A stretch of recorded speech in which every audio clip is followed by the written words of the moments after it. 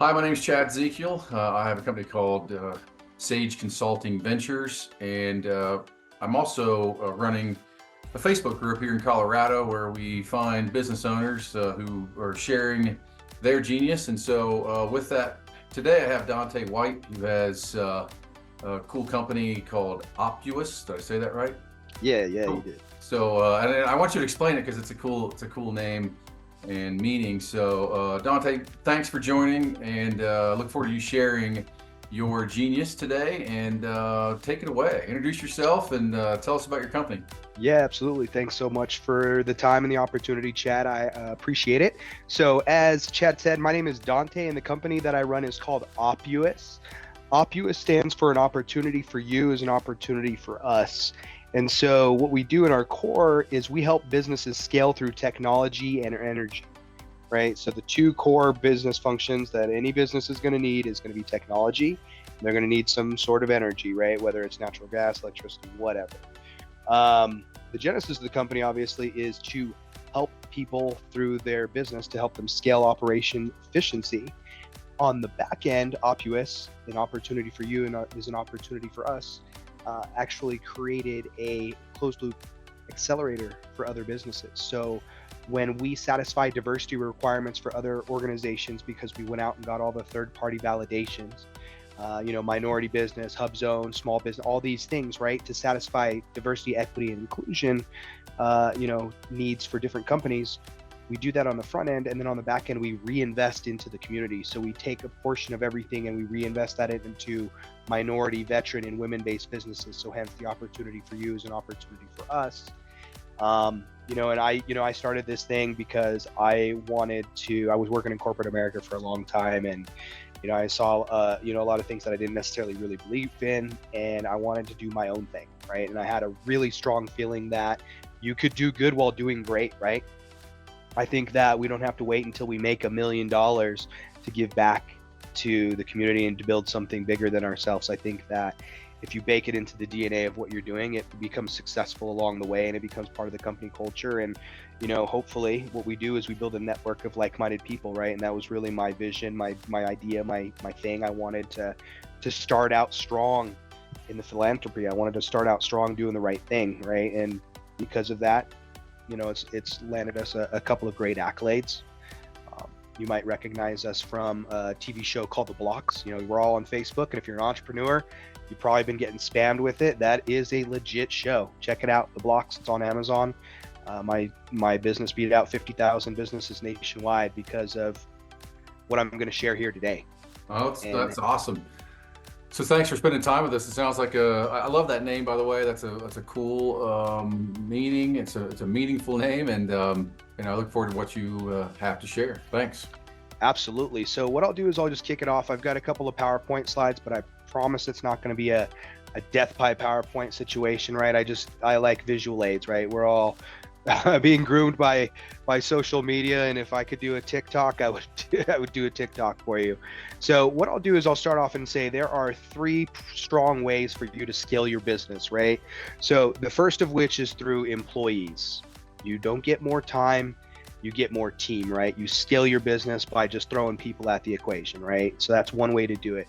The second way is through the crowd. The crowd is either through your customers, through your partners, or a little bit of both, right? And that's kind of how we've done it here at Opus, right? Is we've used the strategic partnerships to help our business grow outside of normal employees, right? We use our vendors to help us grow. We use our customers to help us grow, right? Things like that. And then the third is what we're talking about here today, and something that's near and dear to my heart, because not only have I done it to scale this business, but I helped it to scale my medical business. I helped it to scale the auto body shop that I used to run. I'm a serial entrepreneur. I love it. I wish I could, just have a normal life, but I don't think I would get along very well there. So the first thing is, what is a tech stack, right? So probably a lot of people are like, hey, I'm a millennial, I'm a Gen Z, I already know about technology. The thing is, nobody knows everything, and they don't know everything about everything, right? So this is going to be a little bit of a step back, right, to make sure that everybody kind of mechanically understands what a tech stack is and then how to implement it into their business to help grow and to help scale. So a tech stack, say that more than one time fast, is all the software and equipment that you use to create value in your business, right? So this could be software for you to acquire leads, to nurture them, to capture them, right? To capture the revenue, to do retention of it. And so what this is kindly referred to is your technology stack, right? And so there's 3 different ways you can build it, super expensive. You can buy it, which is usually the way to go, right? And then there is, the way that works, right, is like there's the third-party plugins that go within an application, and then there's also standalone applications that you might need that's like a one-off, right? And the one-off we'll kind of talk about here on this next slide, right? So where do you stack up, right? So the list is almost infinite of all the technologies that you could use as a business. And that is where a company like Opus or another company that has technology advisement helps you, right? Because people will say, hey, you should get DocuSign. You should get a license of Zoom. You should get Asana, right? But the thing about it is maybe you shouldn't. Maybe you're already paying for something that does what you're looking to accomplish, right? And you just haven't unlocked that potential within that technology stack. Maybe you have an existing underlying operating system, like let's say Microsoft, your Microsoft shop, or your Google for Workspace shop, and something that you would buy wouldn't natively integrate with something you're trying to do in the future, right? We see it happen all the time where we bought something as an entrepreneur or even in our everyday life, and then we have to turn around and rebuy something else or not even use it, right? Because it becomes obsolete. And so where we come in, right, is we help you do that. So like I said, there's lots of different ways that the technology stack can come into place. You're looking at your acquisition and nurture things, right? Facebook, ClickFunnels, could be your phone system, right? That could be part of it as well. So that could also go into your customer service through doing tickets. If someone was to say, hey, look, I need help, Chad, with I'm going to give an example later of being in a gym. I need help with my gym membership. How does somebody interact with your business, right? How do you track what happens with that customer journey as it comes into the thing? These are all really critical things that business owners don't really think about maybe a lot of times in the front end, but then it becomes a big headache in the back end because they haven't had the foreshadowing or the forethought to think about what they're going to need to satisfy those desires, right? And so that's what we kind of do. There's obviously customer organization things like GoHighLevel, Keep, HubSpot, Salesforce, right? CRMs. These are to nurture your existing customers, segment them into these are the men 35 to 50, here are the women, etc. Things like this, right? Capturing revenue. We're all in business to make money. So how do you capture their money? Is it through Square?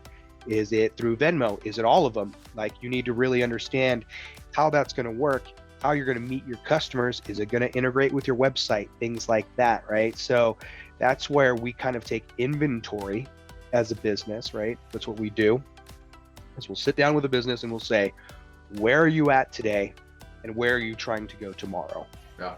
What does it operationally look like today, right? What are you doing today, and how can we help you make your business better, faster, stronger? Because at the end of the day, and Chad, please chime in, right? At the end of the day, almost everybody's looking for an exit. Yeah. Absolutely, investors are. But for you as a business owner as well, how do you step back from your business? Right? How do you take a break? Heaven forbid you should get sick, right? You can hear my voice is a little raspy. I'm a little bit sick myself.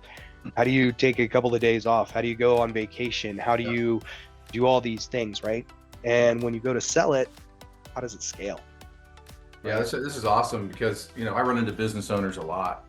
And even in my own kind of travels, it's a several part puzzle to fit together. I mean, one, as you said, you really need to know what you're doing. What is the end goal that you're trying to achieve, or where are you going in your business? And the second piece is, do you have it systematized enough to really know what it is you're trying to solve for from a process standpoint? And And then, what I've run into as well, which is wildly frustrating, you mentioned early, was, do they really work together? Do the API calls work? Does your CRM plug in with other apps and things like that? So that's, this is huge. So thanks for talking about this.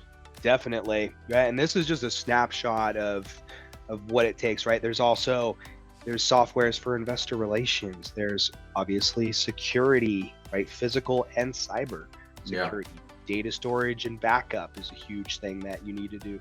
I mean, data loss, if there was a, attack on your business, even as a small business right now, it would crater most businesses.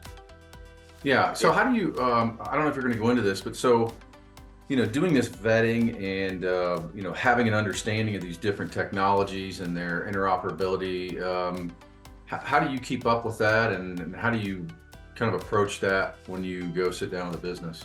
Yeah, so I'll talk about how we approach the business and then how do we keep up with it, right? Because technology is growing at exponential, kind of pace, right? So what we do is everybody gets a complimentary kind of sit down. We are advisors, so we'll sit down with you for about an hour, maybe more. Talk about, like I said, what are you using today? What do you have your eye on? And then more importantly, what do you do as a business and how do you operationally function? Yeah. Right? Like we're really into the nuts and bolts of how you operate as a business, because that's where the scale is going to come from and how you're going to do it, right? So we are really a concierge when it comes to that approach. One of the analogies I use is like an insurance advisor. Yeah. They look at where you are in your life. I'm 37 years old and I'm a male, single father. I'd like to retire at the age, I think they just raised it to 70. Right? Like, what is your exit plan? Okay, well, you need to invest in X stocks, X bonds, all this stuff. This is what your growth plan looks like. And then I check in at the age of 42 and then they change that plan because this is what my growth is going to look like. Optius does the same thing. So that's kind of what we do, right? Is we sit down with people and we create custom curated plans for them. Yeah. There is no cookie cutter way to do this. Yeah, I could generally tell you, get a phone system, get a CRM and, QuickBooks, right? And you're good. But the reality is it's so nuanced.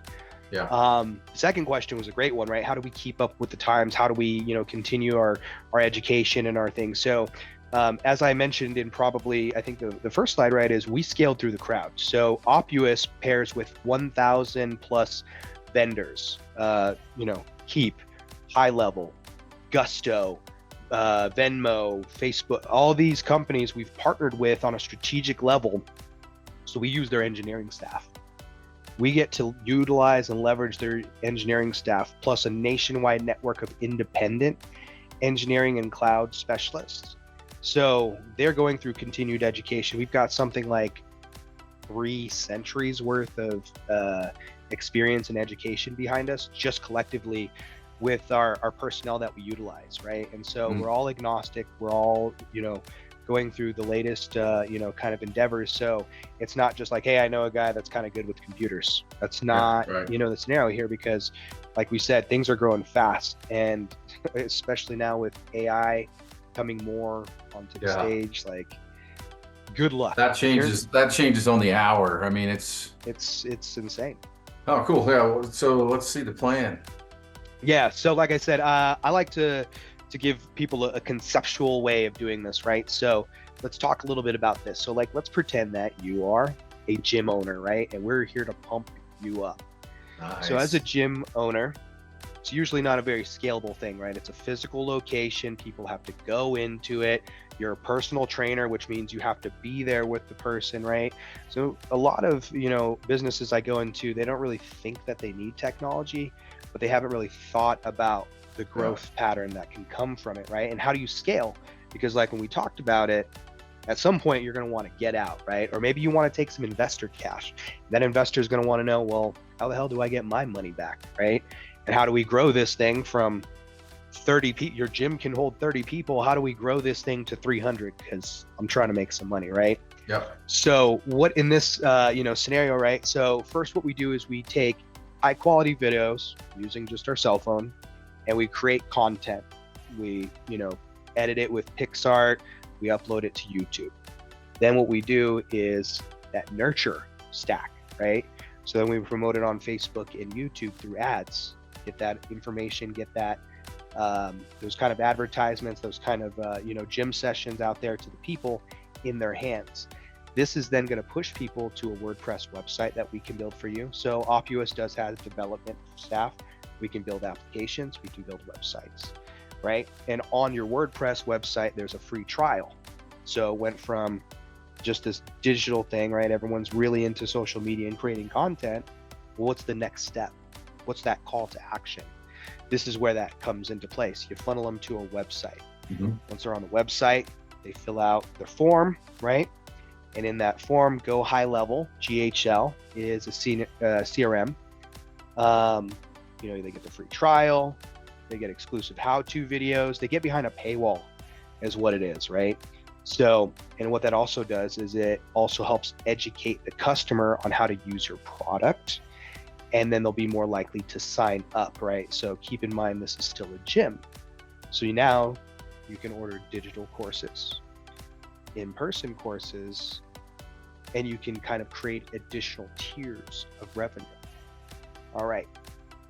So then in step 5, we're going to use GoHighLevel to organize those leads, because as we said, we can start tagging people in the system, making sure that we know who they are, wishing them a happy birthday. We've probably all got emails from Redbox, still texts me to this day. Anybody on, I don't know why I haven't unsubscribed. I think honestly, because I think it's funny that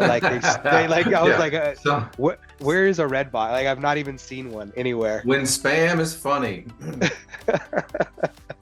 And they always wish me happy birthday, which not everybody does, right? But this is the reason why, right? Because in their system, I added my information, and they know who I am, and they know what I like, right? And they're taking care of all this stuff. Same thing with the CRM system, right? So you're going to put them in there. You're going to give them a weekly newsletter. You're going to send them emails, text messages. If they buy stuff at the gym, you can say, hey, Dante likes buying this water bottle. We've noticed that he always buys the blue one, right? So there's lots of ways that you can really dial this in to make some really smart marketing decisions as well. And we can go into the weeds, but we won't do that today. All right, so then when they come to the gym, they're greeted by your staff, right? And your staff is then trained by Bamboo HR, right? Which is an HR module that you can get online and use that for your people. And this is used to train your people in a way to scale your business, right? Because one of the things that you also have to do is train people, right? And this just accelerates that process. So this is just another way that technology is going to help you as a business owner to scale your business, because you can't be everywhere all the time, all at once. All right, so from there, obviously, they get trained up, and then the entire system itself, right, is going to be sending them emails, going to send them text messages. You can use ChatGPT, like we talked about AI, to write that messaging, right? You don't have to be a wordsmith yourself. And then you can use, onlinejobs.ph is just a website that I threw out there, someone that we've worked with in the past, to outsource people to make phone calls. Hey, we saw you came to the website, or hey, thanks for stopping in and having your free session. Would you like to sign up for the gym? Right? Or you could use other third-party contractors, to build out your tech stack too. Someone like Opus. So that's where it comes into play. Any questions there, Chad? No, I think it's great. I think anytime you can know your process, document your process, and then automate it, not only does it add productivity and scale for your organization, but it just allows you to to do a lot of different things around productivity. You had training on there, like automating your training as much as possible. Things of that nature are just fantastic. So I love it. Yeah. And, I had a business coach once, and every time I would say something, he would say, yeah, but how does it scale? Yeah, but how does it scale? And it used to, at first it would annoy me. Like, I'm just trying to tell you this idea. I'm really excited about it, right? And like, oh, I think this could work. But the point of it is like, yeah, okay, well, how do you teach somebody to do that? Yeah. How do you get 2 people to do it? Okay, how do you get a whole staff to do it the right way? All right, well then how do you get 1 customer? How do you get 10 customers? How do you get right? And so that was the point, is like, how do you make this thing bigger than yourself? And that's why I was like, oh, perfect. This is the exact class that, I would like to, teach to the group. Yep. We have this conversation day in and day out, right? So I'm not going to read this slide. Everybody's probably been just kind of like looking at it anyways, right? But the way that I look at this, right, is obviously we use the gym as an example, but I like to speak in analogies, right? So we need to look at our business as if we're an investor, because we're investing our time in this, right? This is our nest egg. This is how we're going to exit the rat race. This is how we're going to retire. This is how we are going to become wealthy beyond our wildest dreams, and how I'm going to be riding around in a Lamborghini, Opulous Orange. It's sweet, right? And so the thing about it is it's just like when you do a remodel in your house, right? So let's say you put a new kitchen in your house and it costs $5,000 to upgrade, or let's say $50,000 to upgrade, right? But it increases the value of your house by $100,000. Yeah. So that would be a solid investment, right?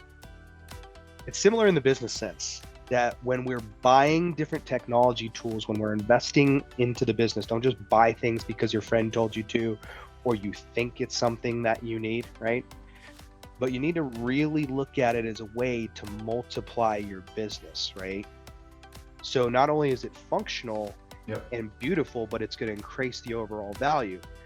Unlike the kitchen analogy where you're putting in 50K and you're getting 100K, right? Technology has a much higher ROI. Yep. Right? So how could you take that $50,000 investment and it could be worth, not only hundreds of thousands of dollars, but millions of dollars. And it's through that scale. It's through buying the right things that talk to the right thing that does the right thing, right? And it does take time to do the advisement. It does take time to do the implementation of it. Yeah, and it kind of answers your question around, but how's it scale from your mentor? And, because if things go as well as you want them to, what do you do when you have 10 times more customers? What do you do if you have, say, 100 times more customers? Would the doors fall off the car and, everything, everything falls apart? Growth can be a big problem if you're not planning for it and ready for it. So that's great stuff. Yeah, we've all been in a real life example, right? We go to a restaurant and they're understaffed. Yeah. And you're waiting forever for somebody to greet you, and then forever for a drink, and then it's a good experience, and now you're ready to go, and now you're waiting forever to pay your bill and leave, and then you're like, you know what, I'm not coming back here. Yeah. Right? You've had a bad experience, and it's not because the service itself was bad, right? Not because the food itself was bad, but it didn't meet your needs at the time. Right? And so that's where we run into this stuff, right? So here are some tips that I've left for interviewing an advisor, right? And so the main variables that I always looked for, right, for anything that I've ever interviewed for with different advisory companies that I've worked with, but in particular for the technology space, right, is these are the things you want to look like, right? So are they established long enough to do the job correctly, right? There's something to be said for a business for existing a little bit, right? And if they're a new business, right, like Opulous itself has been only around since 2021. So, we're relatively new on the grand scheme of life and things. But prior to that, right, I had over a decade of experience doing this very same thing before I started my own. And then I've got all my vendors who have, 3 centuries worth of experience collectively, right? So are they established enough to do the job correctly, right? Are they able to warranty into the future, right? So if something happens 5 years from now, are they going to exist? What's going to be the plan if they don't exist, right? How are you going to make sure that you're going to be able to get whatever might be broken fixed or replaced, right? I got a car remote start done for my car a couple of years ago because I had to travel a lot, and I was like, hey, how cool would it be if I got to the airport, I had a mobile application, I could warm my car up from the airport, and by the time I got there, it would be toasty and melted, and I could just go, right? It was fantastic. until I accidentally unhooked one of the wires, and then I went back to the place where I got it installed and they weren't there anymore. now I've got this thing that I mean, I have to go somewhere else and, you know, get it fixed, but like I can't go to the place where I first got it done, right? So are they going to be able to take care of it in the future? Is the business small enough where you're not going to run into, you know, corporate problems, right? Timelines and, you know, prices too, right? So as you're scaling as a startup business, you might not have the money for a big, massive, you know, huge corporation to help you do this type of stuff, right? And finding the right fit is really, really important. And the last one is passion, right? So does that company have the passion to help early stage entrepreneurs, right? Or are they really looking for you know, a larger company and they don't really know what you do or don't really care, right? So finding the right fit is critical. Absolutely. Yeah, and then I'll just wrap and say, look, we advise day in and day out.